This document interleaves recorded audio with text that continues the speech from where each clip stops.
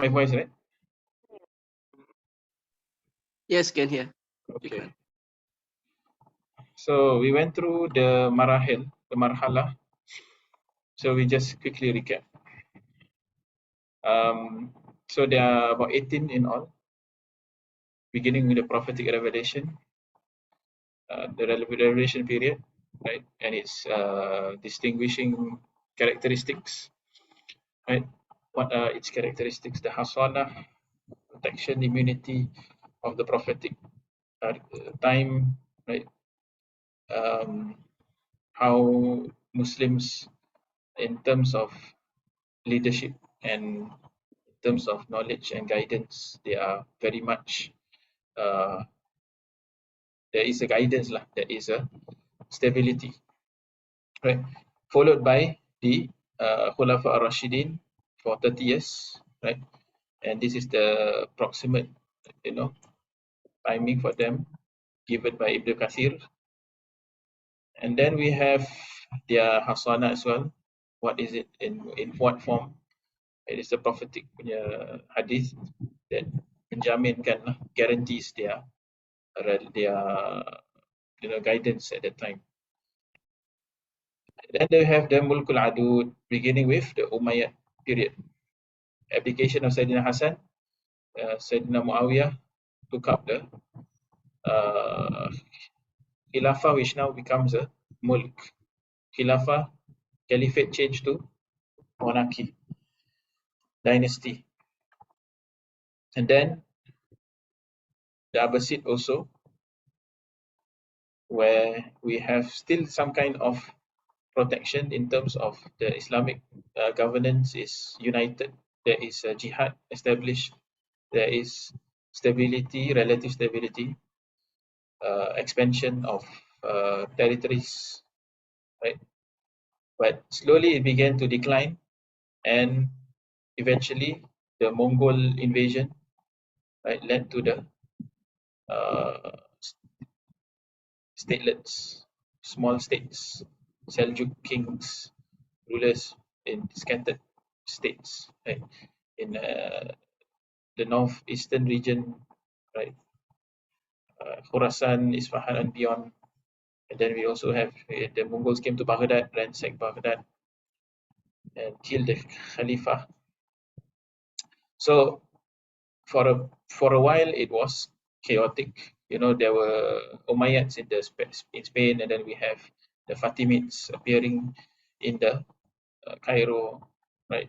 And we have after that the Ottomans, the rise of the Ottomans, which re-established the unity of the Islamic world and established jihad.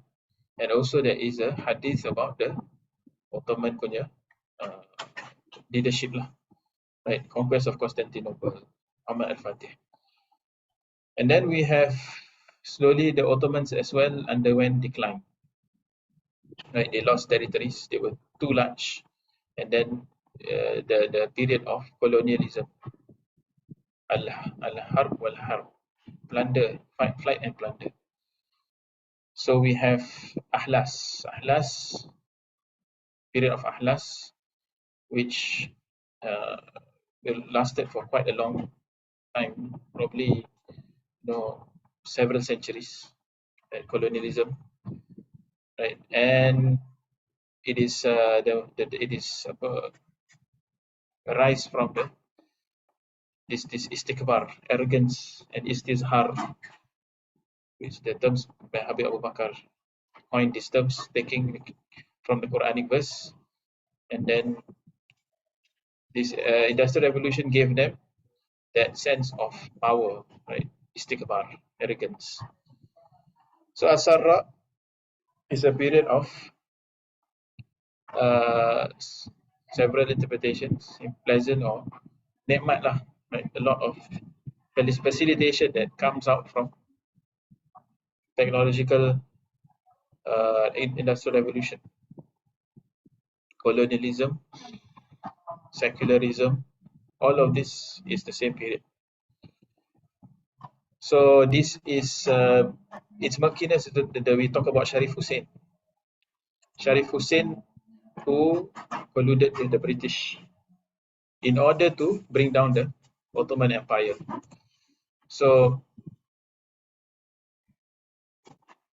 the period lasted until the next one is the fall of the Ottoman Empire eventually. Right, we saw the secularization of the Ottoman Empire, and thereafter we saw the world divided into two blocks: capitalists and the communism. There's a period of, right, Duhaima, right, the emergence of the communist regime, establishment of the United States. And this is actually the period where you have the television, right? The invention of the television is around the Duhaima period. So you can see once the television is invented, right, and it starts to slowly come into the houses of people, right. At first, people watch television as a community. The rich will have TV, right? They will on their TV, and maybe the neighbors will come and watch together. Soon it became everyone had their own television set. Every house had their set. Every house, all these messages, all this propaganda, all this from the world powers starts to enter the television sets, and it gives people, it sorts of, people are passive consumers of this information, right? So the programs are, of course, tailored, serves the interests of who? The ruling powers and the corporations, right? So this is that era of time.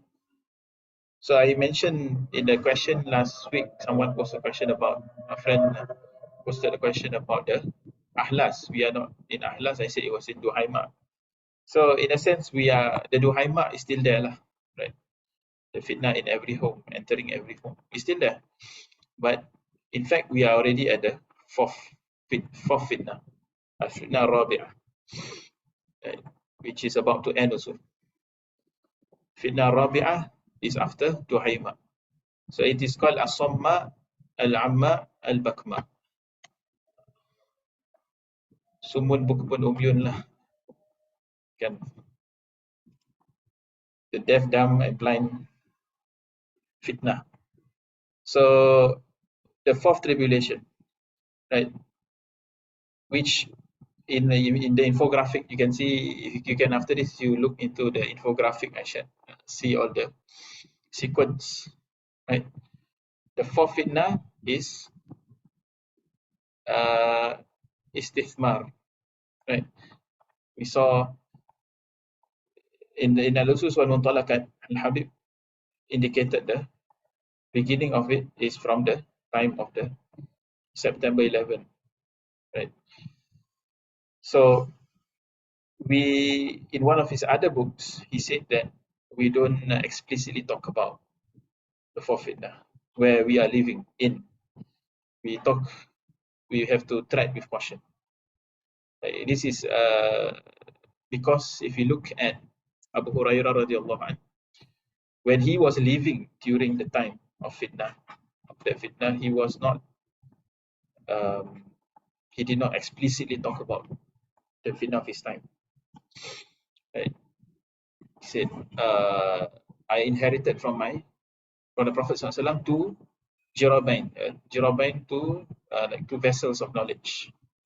One I have spread, I have taught people about it, I have conveyed it. The other one, if I were to convey it, by this throat of mine will be cut.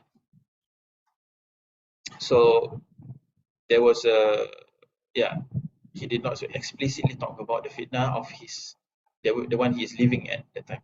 So that's the mawqif of Habib Abu Bakar. With regards to the fourth fitnah, he did not really discuss it in detail, right? So basically we can see that after, what do you call it, the Duhaima, right? After the communist and capitalist separation, it's now back to a single global uh, system, single, you can call it like a single capitalist system, right? Um, Although it's not really monolithic lah, it's not really like the same everywhere, right? So it is pretty much, the system is uniform across the world. Then we have the internet, right? Interconnectedness and all kinds of, you know, open access to everything, right? Open access to all kinds of information, all kinds of um, media, like all kinds of media, all kinds of information, all kinds of. This is the challenge of this era, right? Protecting our children, filtering what is good and bad for them, right? So the affair of the Muslims will go to the disbelievers, right? The disbelievers have ultimate, say, ultimate power, qarar, the hegemony, control of the Muslims and their, leadership and so on. So this fourth fitna will end. When it ends, the Euphrates will uncover a mountain of gold. So this is sort of the thing that is being, we are anticipating lah, right? And you can read the news, you can follow the developments of the Euphrates. I think the past few years, right? It has pretty much, the water level has pretty much declined, right? And there will be a big battle. Every 7 will be killed, right? People will go to get the gold, to get the treasure, because one riwayat said gold, one riwayat said treasure. So that's a recap for last week. For this week, we are proceeding to the what is post the fourth fitnah, right?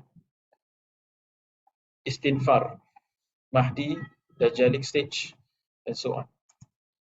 So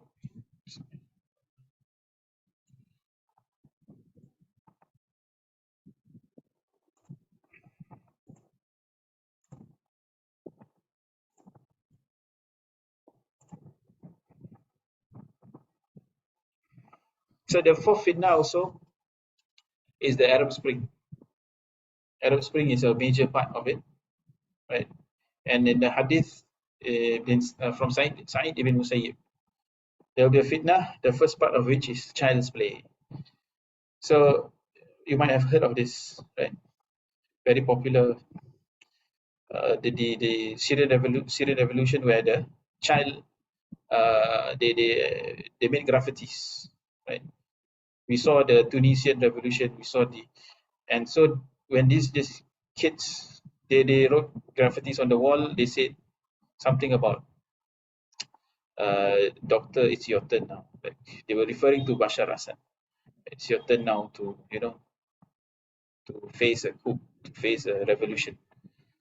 So they were, the Syrian government went to search for the kids responsible for this, and caught them and their brothers, and put them in a prison for 1 month, tortured them, and that sparked the revolution. The people were angered by that, and they were already, the anger had already built up prior to that, because of the injustices, the oppression committed by the leaders governing their region. So yeah, it is interesting that this is quite clear, the fitna of the child's play that begins with child's play. So another thing that will emerge around this time, around the time of the, what do you call it, the Inhisarul Furat, the decline of the water of the Euphrates, is the Sufyani.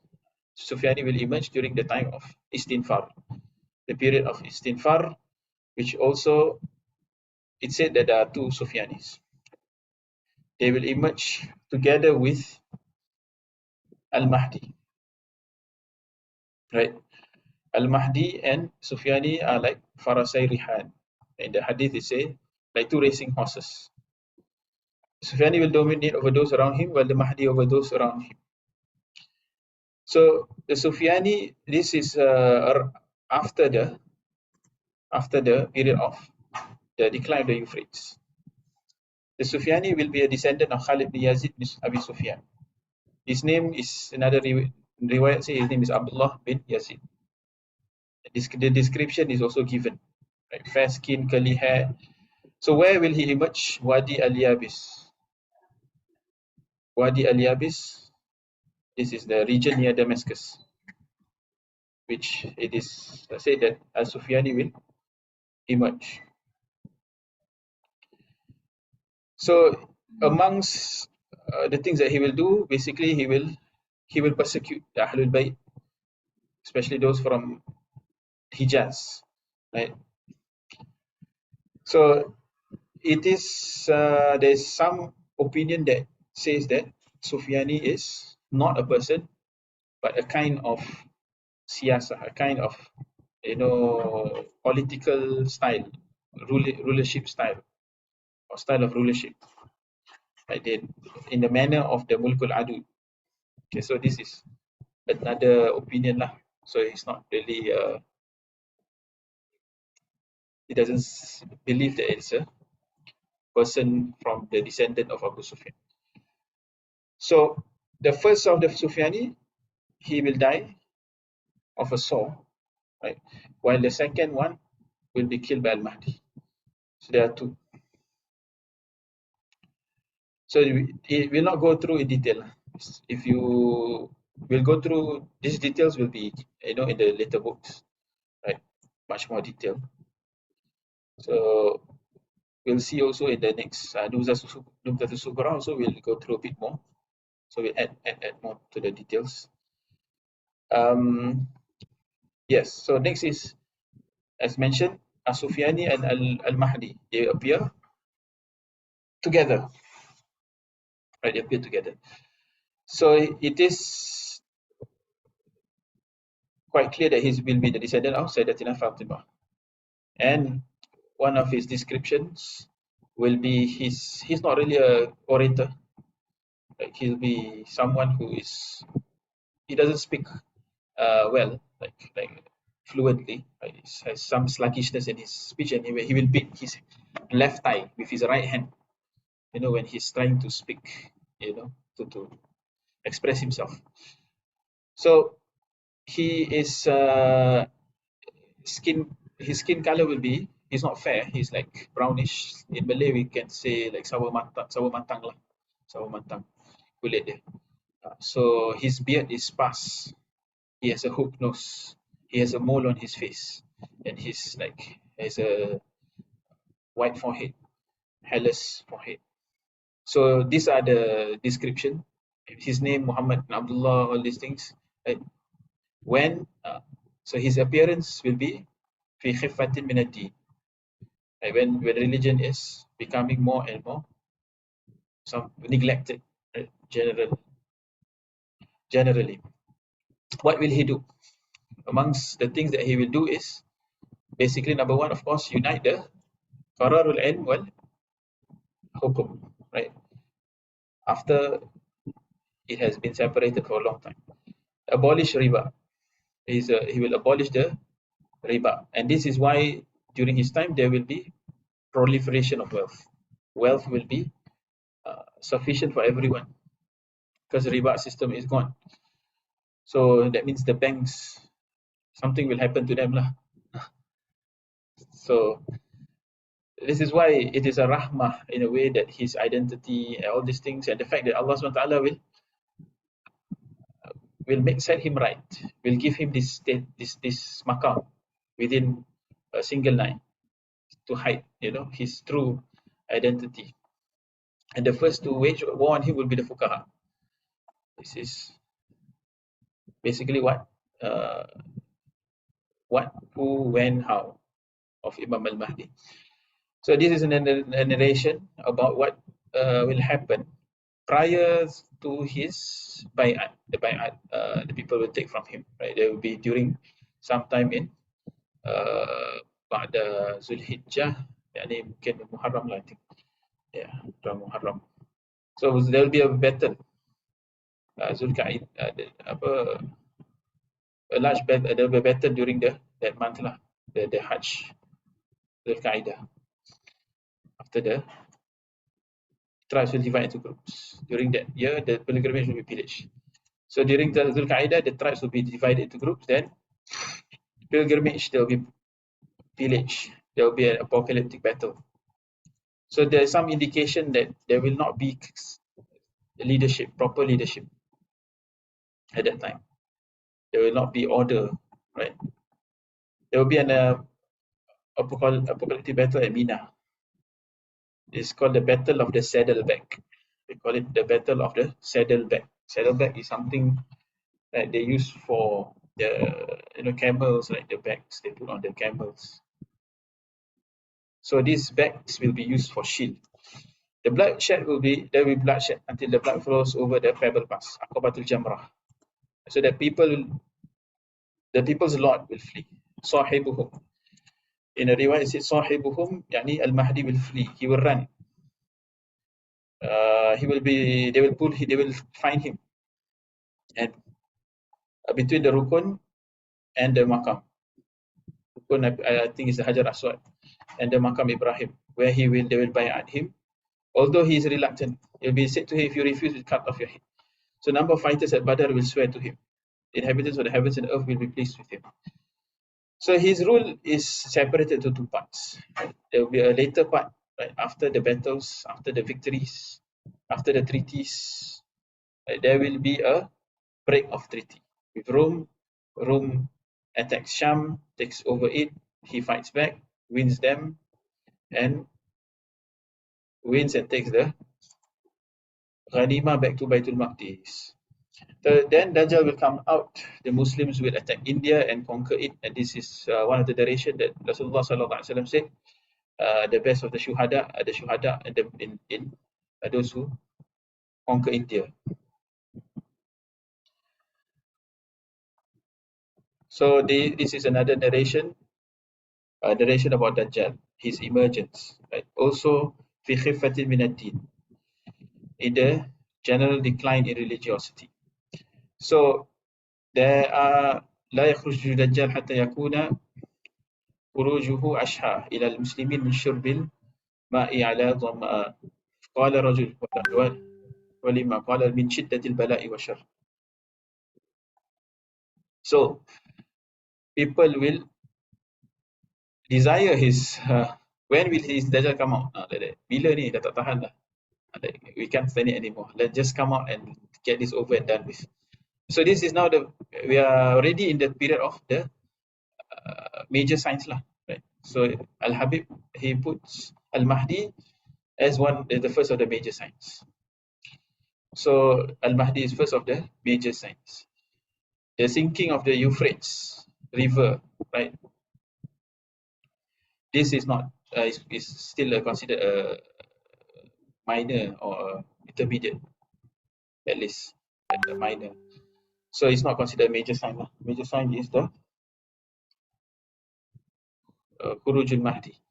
So Dajjal himself, there are several interpretations of his true identity. So if you are familiar with the hadith of Tamim ad-Dari, right, then there's very interesting one, very detailed one, right, which identifies him as a very huge person, tied up, chained up in an island, right, in the east. So this is one of his identities. And then another one is Ibn Sayyad, right, Ibn Sayyad, who was a Jewish young man living in the time of the Prophet ﷺ, right, who can see the arash of Iblis, right, and all kinds of, say that he practiced Kabbalah and so on. So all of this, inshallah, we'll go through the 5 opinions of his identity. In Al-Usus is mentioned, Al-Tali Al-Tarif is mentioned, and yeah, there is, as we mentioned earlier, decline in religiosity, negligence in learning after Al-Mahdi. So he will emerge from the east. Dajjal will emerge from the east with the Jews of Asfahan. So he will move to the westerly direction. Right? He will circulate the cities, the major cities of the earth, 40 days, right? 40 days, 40 nights. So the small villages, I presume is he will only go to the major cities. He'll go to the major cities, except for the Haramain. Right? So the Prophet ﷺ said, let him who hears of Dajjal go far from him, for I swear by Allah that a man will come to him, thinking he's a believer and follow him because of confused ideas roused in him by him. So there is a guidance by the Prophet ﷺ in several hadith about what a person should do lah. Basically, when you encounter him, amongst which is to spit in his face, right? Or direction, spit in his face. To be firm and patient, to do a lot of tasbih, tahmid, tahlil, takbir, right? Because it will be it will be a time of difficulty, scarcity, right? After the ease that Al-Mahdi brought, right? It will be a time of difficulty. So the Muslims will have to seek refuge in one of these places. And the verses of Surah Al-Kahf, first 10 verses. So these are some of the means of protection, right? Before eventually victory is given. Period of victory under the hands of Sayyidina Isa alayhi salam. So this is the white minaret in Sham, right? Umayyad Mosque. It was not built during the time of the Prophet sallallahu alaihi wasallam. So the hadith of the Prophet that Nabi Isa alayhi salam will descend the white minaret.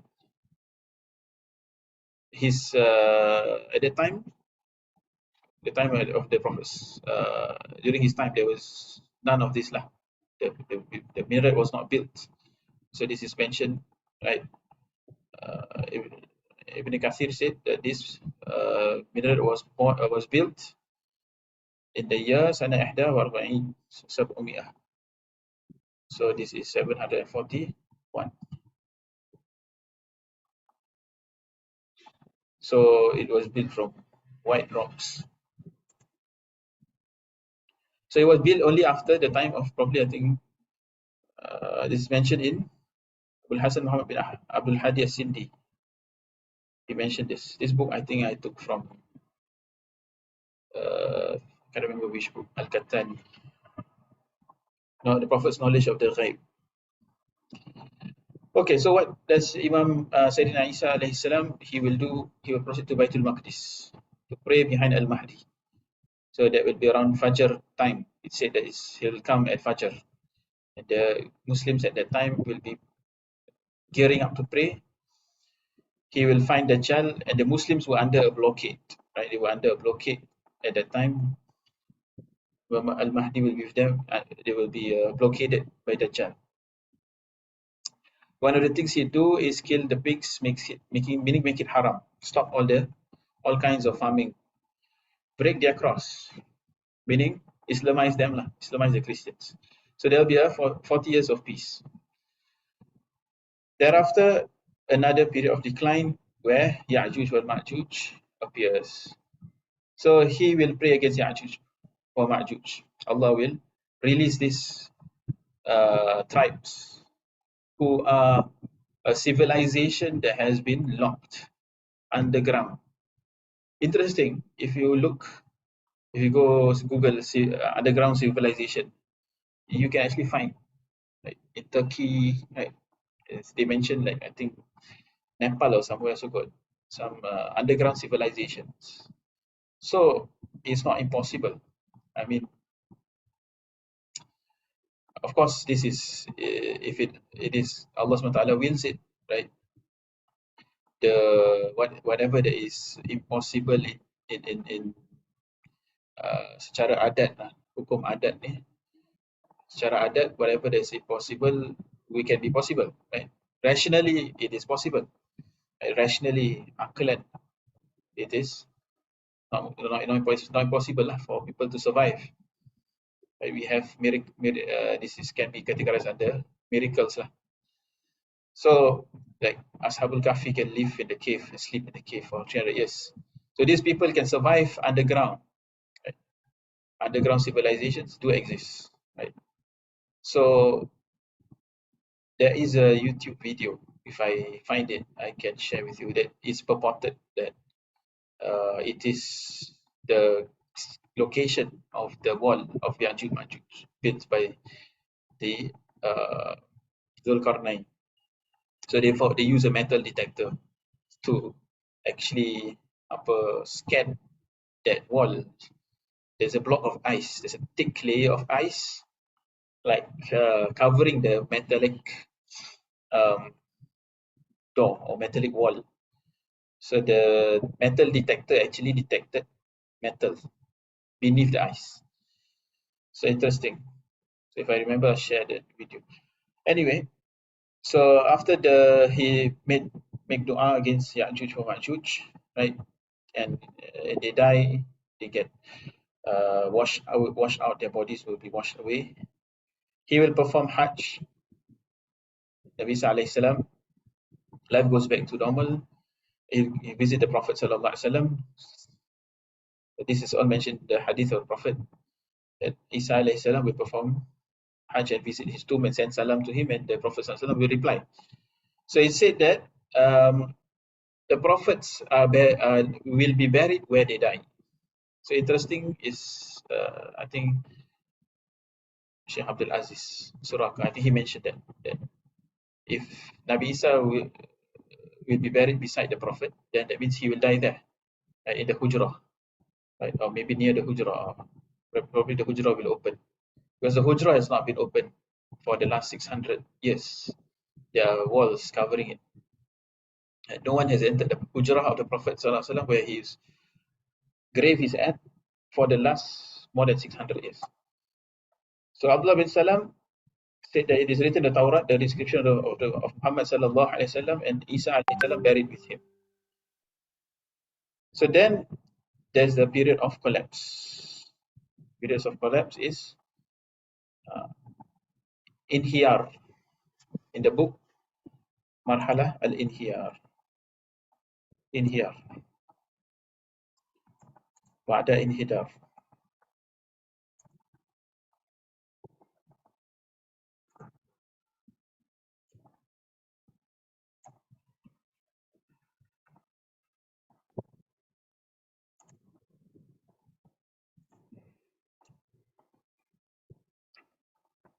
So inhidar, this is an inhiyar, inhiyar. Tawhid will be gone slowly, right? A breeze from Sham will take the life of anyone who has an atom space of iman. So no, not really slowly, but yeah, this will indicate that it's something that will happen, that will take the life of anyone who has an atom space of iman. Shaitan will appear to the remaining people and teach them to worship idols. So sometimes this narration is confused. People confuse this narration and accuse the ummah of shirk, right? Because there's another narration, right? I think you might have heard about it, right? Rasulullah SAW stood up to give a khutbah, which was very powerful, and people shed tears and so on. And so at the end of it, he mentioned, in the last two, akhsha alaykum an tushriku. I do not fear that you will commit shirk. So that is like a guarantee from the Prophet ﷺ that the ummah will not fall into shirk. He did not mention, he did not specifically specify them as the Sahabat who will not commit shirk. He said it is mutlaq, it's not muqayyad. So it's, you will not commit shirk, right? And that's what we see until today. There's no shirkul akbar. There's no shirkul akbar. There's no major shirk in the ummah, right? The only thing that the Prophet ﷺ mentioned is, I fear for you inna akhwafa ma akhafu alaykum ashirkul asghar. This there's minor shirk. The thing that he most feared is not the major shirk. So it's the minor shirk, ashirkul asghar, riya, showing off. So this shirkul asghar is very pervasive, isn't it? You look how many people actually studies the detail, the tasawwuf behind shirkul asghar, all the arkan shirk, all the kinds, all the mannerisms, all the types of different symptoms or signs. Or if you look at Ihya Ulumuddin, there's a very detailed discussion of shirkul asghar.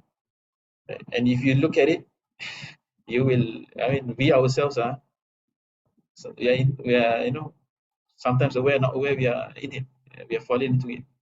So people are. It's very pervasive. Shirkul asghar. Right? So unless of course Allah Subhanahu wa Taala protects a person, guides him, makes him sincere. So the last hours will not come until the women of the tribe of Daus will be seen going around Dhil Khalasa for worship. So this is the shaitan will teach them back, will bring back their idols. So then the hour will come upon them. So this Shirkul Akbar only happens at this era, at this phase, right? After the removal of Tawhid. And then the period of destruction, which is preceded by all of this, very, very severe conditions, right? The destruction of the Kaaba, sending a cold wind to take the lives of the people. Okay, this will be brief prior to that. Right, I think I need to edit this. Only the worst of mankind will remain. Right, okay, this will be the inhiyar. Yes. There will be only illegitimate children. Children will be barren for 30 years. Okay, so yeah, that's the end of today's session and the end of, right, our book. So except for we have gone through major signs as well, right? Al-Mahdi, Ad-Dajjal, Isa alayhi salam, Ya'juj wa Ma'juj, appearance of the smoke, the three eclipses, the fire that will gather people to the place of assembly. So the three eclipses, okay, this is a mistranslation. Okay, this should be three. Khusufat here is not, it refers to the landslides, like some kind of, not really landslide, but land, what do you call it? Sinkholes. Sinkholes is the geography term for an opening, right? Sudden opening, collapsing of the land, making a huge hole, right? So this will be one in the east, one in the west, one in the Arab, Jaziratul Arab. So this smoke is referring to smoke that will come from the heavens. It's not smoke from the earth, which is normal, right? Smoke from the heavens is abnormal. So the fire, right, that will gather people to the place of assembly, Ad-Dabbah, before this rising of the sun from the west. This Dabbah will emerge. It is said that it will emerge as As-Safa. As-Safa, Jabal As-Safa, the one we do Safa Marwa, right? It will emerge from there, and there's a book discussing its all the different narrations of Ad-Dabbah. It's an Arabic though, yeah. And he did the writer did a tarjih of all the hadith and came to a conclusion about the Dabbah. Will coming out from Makkah, and his description, a long-bodied creature with very furry hair, and the last of all, once the rising of the sun, there's no tawbah, right? And the blowing of the trumpet, nafkhu fis. So these 10 major signs are fardu ain, right?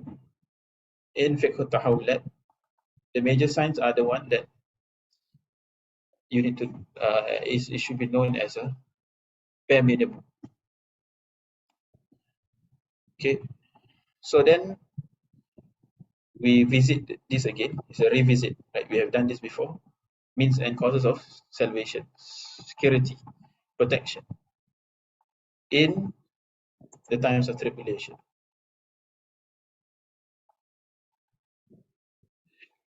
Period of istighfar. Okay, so we go through this first.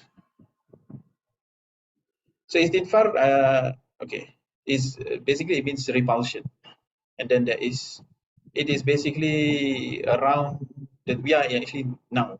It is istighfar is now. We are at the end, almost at the end, right, of istighfar. So that is when As-Sufyani we should be emerging. So the details and or going through the details of all this, his identity and so on and so forth, this thing is not really encouraged, right? So we don't want to be in that situation also. We rather not be, we rather be wrong than right, right? This is what Sheikh Sameh also yesterday we had a session with him. We don't really want to be right lah about our, you know, this pinpointing the faces, right? If it's later, it's even better lah. So it's not really a good time to live during his time, Sufyani. Yeah, the what do you call it? The decline of the Euphrates, right? It is also, it's also not really a good time to be alive. So because it's a time of mass deaths, right? Destruction. So to accept and submit to the divine decree, hastening to the act of virtue, guarding the tongue from abuse, guarding the hand from wrongfully shedding blood. Hifzul lisan minadam wa hifzul yad minadam. I think Sheikh Sami also yesterday mentioned, and he also mentioned in the books of Habib Abu Bakr, there's two more. Hifzul qalb min al-hab. The other one I can't remember. It's mentioned in his book, Mabadi as-Suluk, I think. Okay, safeguarding Hifzul qalb min al-hab, safeguarding the heart from worries. Keeping with the khwaisa, your brethren, like small group of friends, small group of uh, like gatherings. Like yesterday night we had the Haul Isa Khwaisa. At the times of fitnah, you need this kind of gatherings. Keep to this to save yourself from all the negative influence. Da'wah still goes on with wisdom and exaltation in the methodology of An-Namat al-Awsat. An-Namat al-Awsat, we will go through what it means. It's basically from the hadith, or not really a hadith, but the words of Sayyidina Ali. Sayyidina Ali. Khairul Qawm, I think Khairul Qawm or Khairul Nas. Hadha Namat al-Awsat. So this Namat al-Awsat is the like a middle ground lah, middle path or middle style or moderate path. Bain al-ifrat wa tafrit, between extremities, the middle path, people who tread that path. So this is their way, right? So keep to this. And yeah, I think what I mentioned last week about the what was mentioned, the dua of the drowning man, right? The dua can dua il gharik, right? And this is also one of the means of salvation. The time of fitnah, to do a lot of dua, like the dua of a person who is drowning. Right? We what is happening around us? People are going into the hole, the lizard hole. Right? The lizard hole is the following the Christians and the Jews, right? In every aspect of their lifestyle. So Sheikh Sami was mentioning last week, last night, he said we can prevent people from entering. We can at least slow them down from entering. We can at least slow them down from entering, right? We ourselves, of course, we have to see how much we are following this, imitating the kuffar, right? And help those around us. At least if they don't enter before they die, it's good. Before they die, we save them from entering into this lizard's hole. And one of the lizard's hole today is all this pride, all this LGBT lifestyle and promoting their lifestyle and all these things. Like basically, this is one of the manifestation, one of their characteristics. Wallahu a'lam. So we have a short quiz, so that to recap briefly what was last week's topic lesson.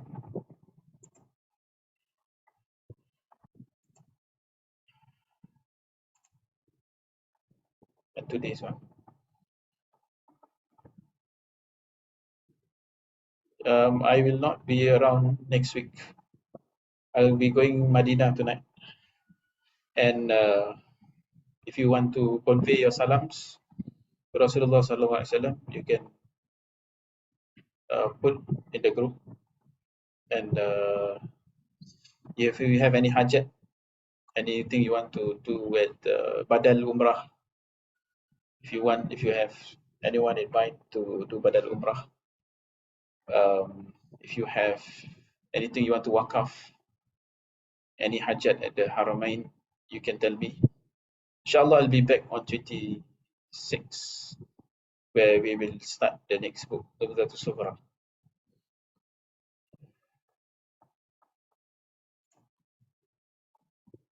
Amin.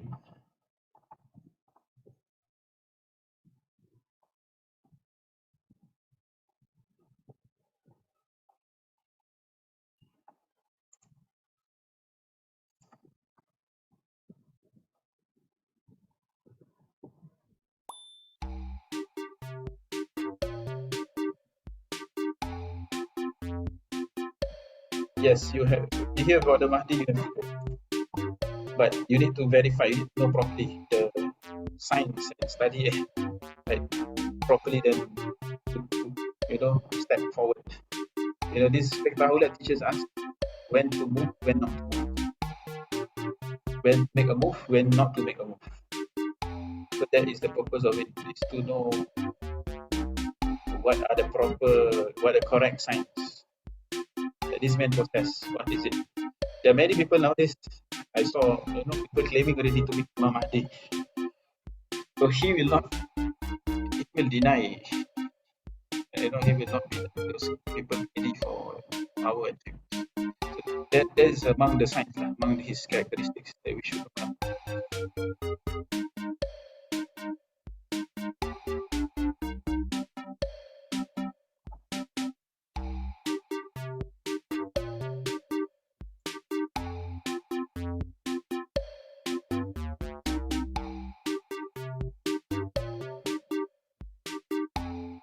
So about the question about the mahshar, the gathering. There are two interpretations. I just read that day about and one of them say this is not a major sign. It's the fire that gathers people. It will follow them wherever they go. It will sleep with them when they sleep.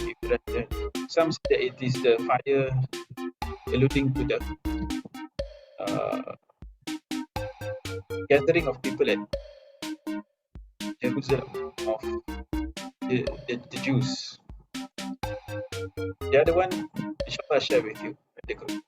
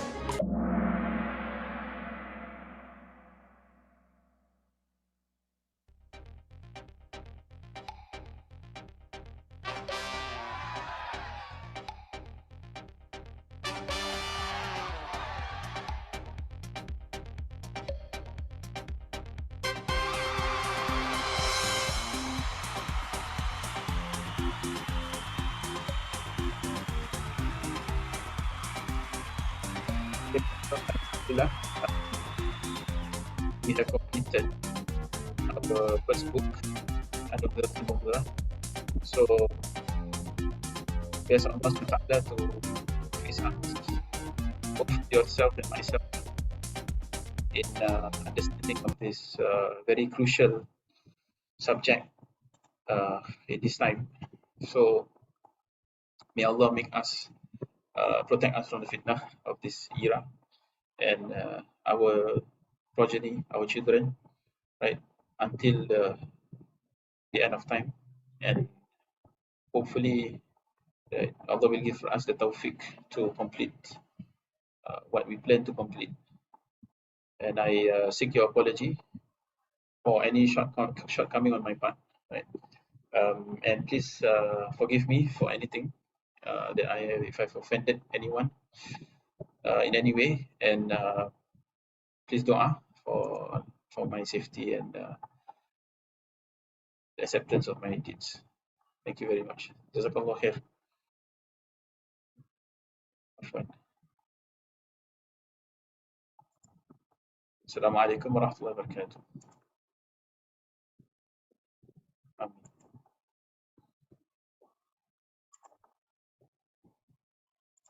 Amin. Hayakumullah. Assalamu alaikum.